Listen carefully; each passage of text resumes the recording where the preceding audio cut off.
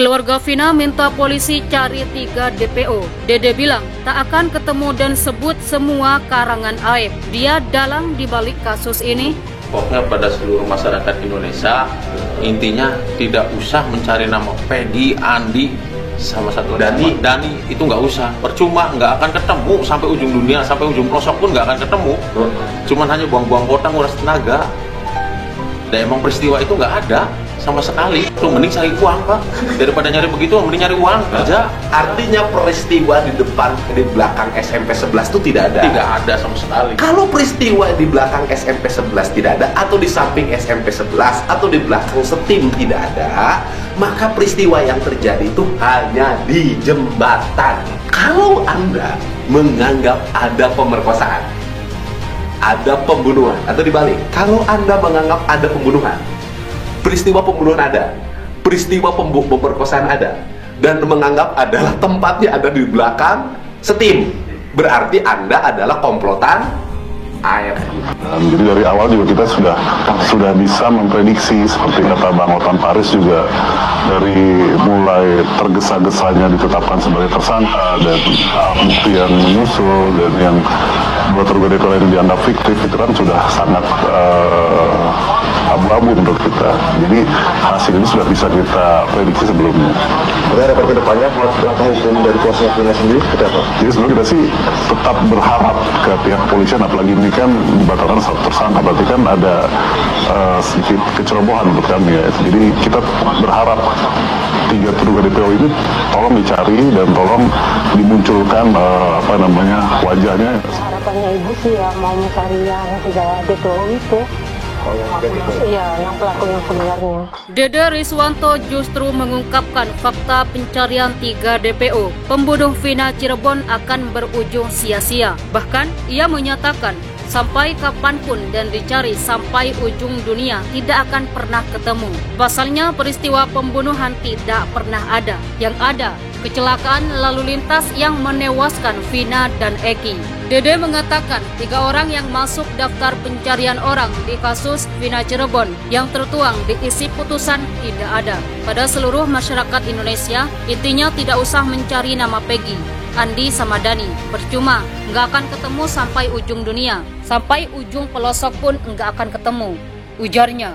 Dede menyebut jalan cerita adanya pembunuhan dan pemerkosaan hanyalah akal-akalan aib saja. Ia mengaku tidak pernah melihat adanya aksi sadis dan keji yang dilakukan oleh para terpidana yang kini mendekam di balik jeruji besi. Intinya mah keterangan saya sama aib itu ya udah tidak ada. Intinya sama sekali, pungkasnya. Dede menyarankan publik agar tidak lagi memakai ilmu cocoklogi di media sosial, lalu mencurigai orang-orang yang mirip dengan ciri-ciri 3 DPO tersebut. Percuma, hanya buang-buang kota, buang-buang tenaga. Lah, emang peristiwa itu nggak ada sama sekali.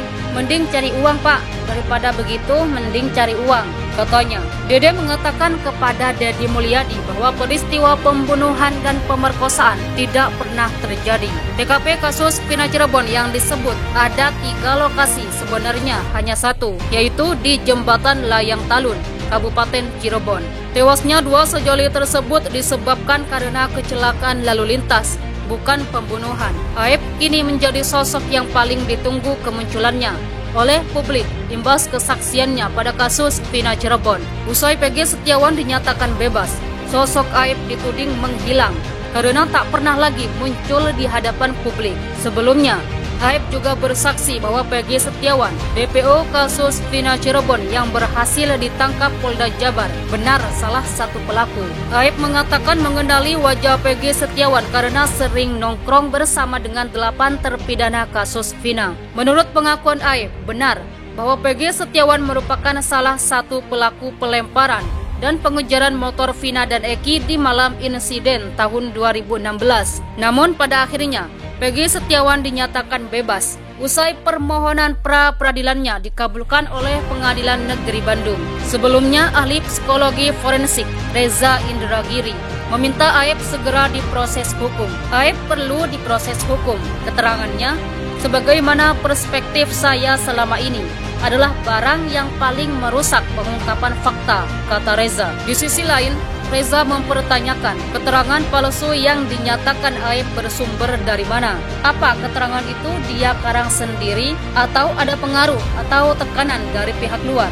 Jika dari pihak eksternal, siapakah pihak itu? Tanya Reza.